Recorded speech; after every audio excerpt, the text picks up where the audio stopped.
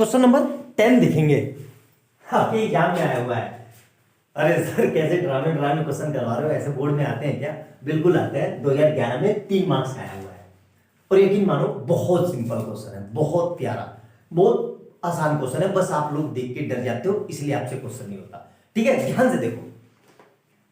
नाम लिख देता हूं यहां पे ABCDE।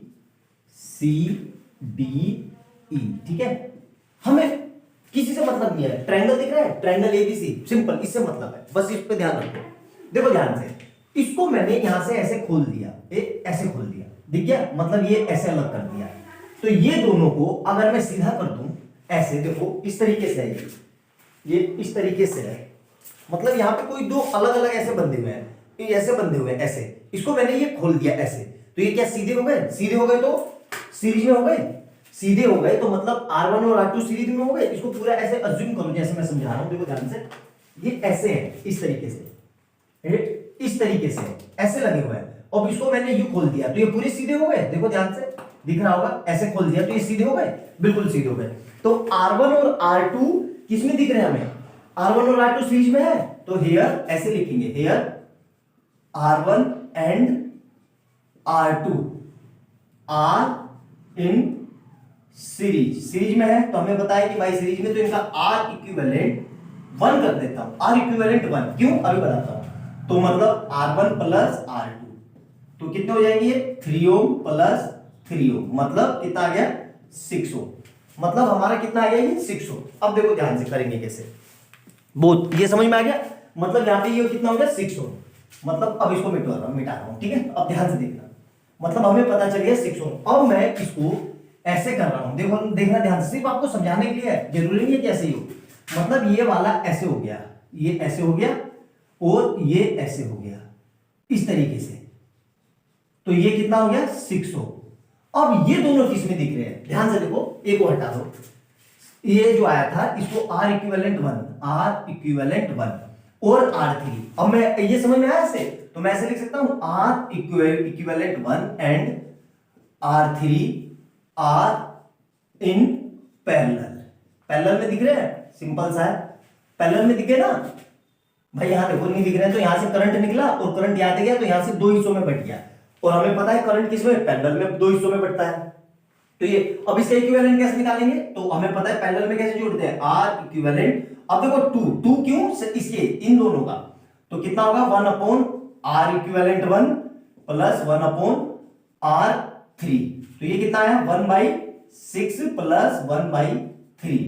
तो इसको सोल्व करेंगे तो कितना आएगा? ये 3 प्लस 6 अपॉन 18, मतलब कितना आ जाएगा? ये 9 अपॉन 18, मतलब 1/2। और इसको पलट लेंगे तो R इक्विवेलेंट 2 जो आया वो हमारा कितना आ गया? 2 ओम। यहां तक समझ में आया? मतलब क्लियर हो गया कि भाई ये जो हटा दिया ये हमारा कितना है? 2 ओम। अब ध्यान से देखो, अब इस पूरे को मैंने यूं जोड़ दिया, मतलब ये जो आया मेरा, इसको हटा के ये हमारा कितना आया था? R equivalent 2। ये कितना हो गया हमारा? 2 ओम। अब ध्यान से देखो, अब ये तीनों में कहीं पे कोई कटवट नहीं है, सिंपल सा है। एक ही करंट बह रहा है, यहां से करंट निकला, ये गया, यहां पे कोई डिवाइड नहीं है, करंट पे सेम जा रहा है। अब ये तीनों किस में हो गए? तीनों हमारे किस में हो गए? फिर से अगेन सीरीज में हो गए। तो फिर से क्या लिखेंगे? ध्यान से देखना कि हम क्या फिर से क्या लिखेंगे?